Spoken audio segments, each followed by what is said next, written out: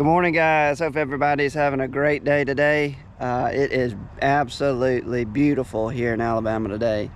We had a cold front that's pushed down from the north, and it is 60 degrees this morning, and it feels so good. I know y'all can't tell it on the camera, but just trust me, it feels great. Look how beautiful it is. Big, bright sunshine, no clouds.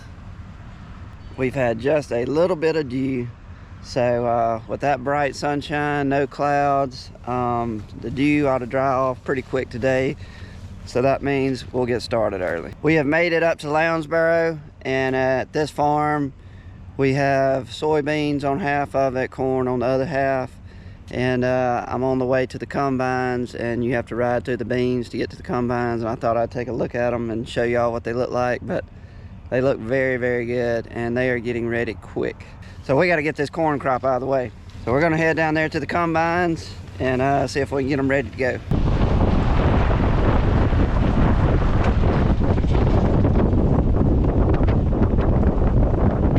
There's two factors that play a role on how early we get started every morning. And number one, like I said earlier, is dew. How much actual dew, how heavy the dew was the night before. And that's this water right here.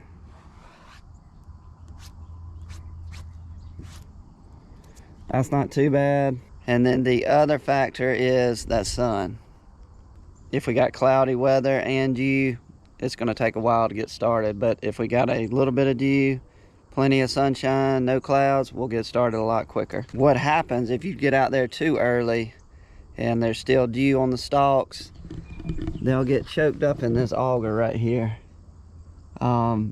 They'll start trying to wrap around that auger, and you'll get just a big wad of stalks. And then when it gets down there, eventually the auger will choke up and it'll just stop turning. And you got to reverse it, and sometimes you have to get down and clean it off. Another thing that happens when you still have dew on the stalk and you're trying to get started too early is this stalk right here will come down and hit this deck plate. These are the deck plates. It just makes that stalk where it's not as brittle. This ear won't break off as easy. So when it comes down and hits this deck plate real hard, it's just pulling that stalk. It's harder to break that ear off that stalk. It's shattering a lot of seed when that cob hits that deck plate. Just the pure fact that it's harder to break it off that stalk, so it's hitting that deck plate harder, and a lot of kernels are falling off, which will fall down right here, and then that, you know what happens after that, they fall on the ground. That's the reason why we don't get started first thing. It all depends on the sun and the dew. So both of those two things look good today, so we should get started pretty early. We got a chance that we may get through today at Lounsboro, but we'll just see how the day goes. And we finish. If not, we'll finish the next day. Every morning we have the same procedure. First thing we're going to do is check the motor oil on the combines and tractors and the hydraulic oil. And then we'll go through, do a walk around, look at the tires, make sure none of them look low. If they look low, we'll put air in them. Then the next thing we'll do is we'll put fuel in the combines. If we need DEF, we'll put DEF.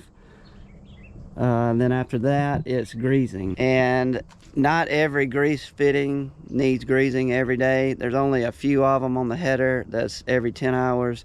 Most of everything on the combine is, it could be anywhere from 50 hours to 100 to 400. So we just kind of go through and grease whatever needs greasing that day. But I know the header every day will get greased along the front on those rollers. Anyway, that's what we'll do next. We'll grease it up. Then the next thing we do, which y'all have seen Mark, he'll clean off all this up here, all that stalks and stuff. Then he'll get those dirty windows, get all that clean, and the mirrors. Then we're pretty much ready to go. After that, it's get all your junk out of the truck, lunch, cameras, iPads, cell phone, chargers, battery chargers, and get all that in there, and then we're ready to combine. So y'all will get a walkthrough today of what we do. So let's get started.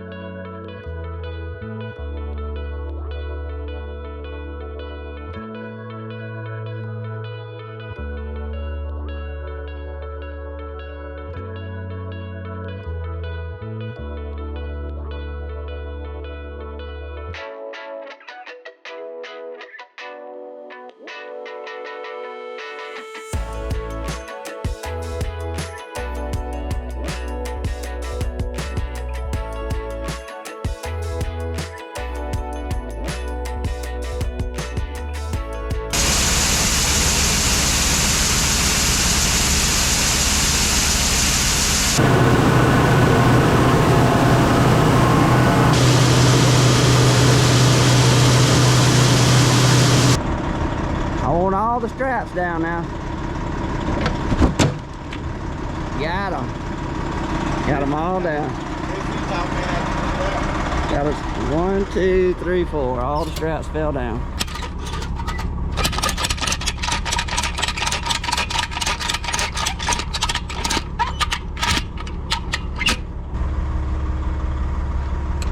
Think we're gonna finish? That's what I was asking Mark. Mark said you will. But there's a lot of corn on back in the woods, ain't it?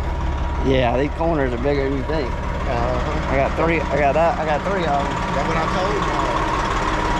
We'll see.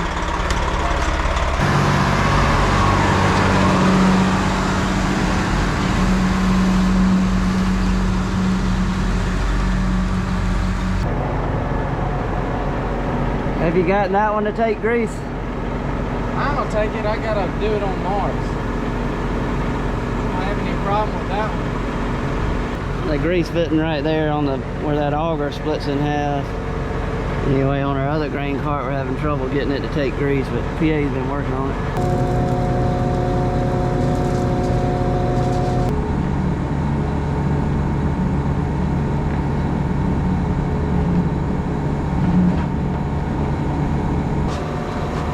Think we'll get through? Looks like it, but you better hump it. Oh yeah, it took some. You going? It takes it right at first. You really have to turn it on and keep doing it. I saw it move out a little bit.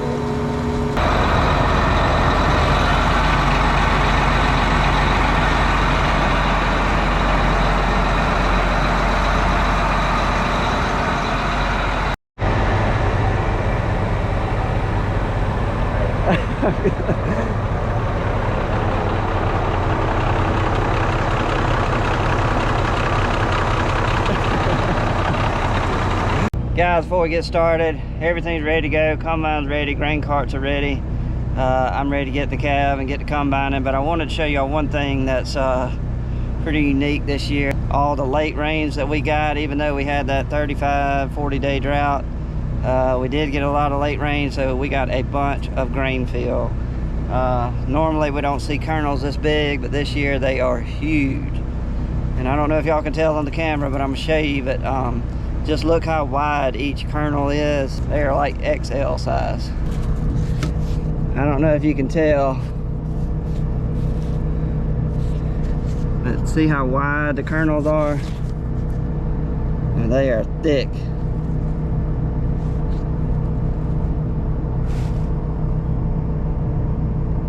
That is really, really big kernels.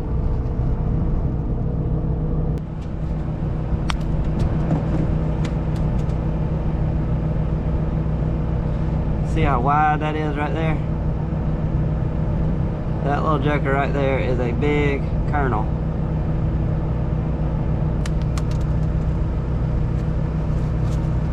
See how wide that is? Anyway, that's been a big surprise this year, which means our test weight should be excellent. So guys, let's get started. Enough of me talking, it's time to get to work.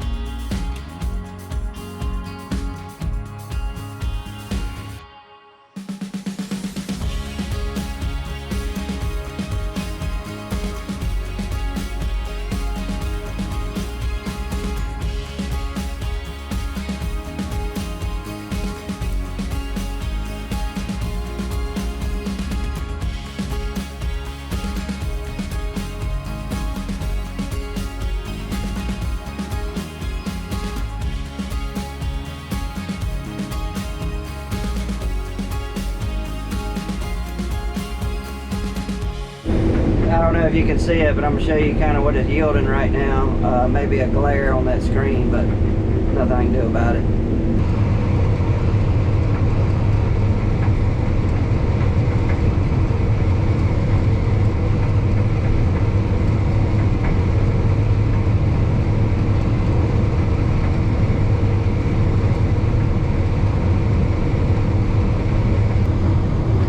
That's our moisture and the average for the field.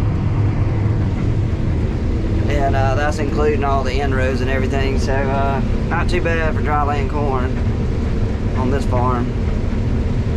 No telling what it would have done if it would have caught just one rain in the middle of that 35-40 day drought. If it would have caught a 1-inch rain, gosh, it made a world of difference. But can't complain about these yields. We'll take it. Money in the bank.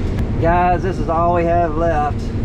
I got this little bit right here, and then I got that corner, and then Lounsboro is done.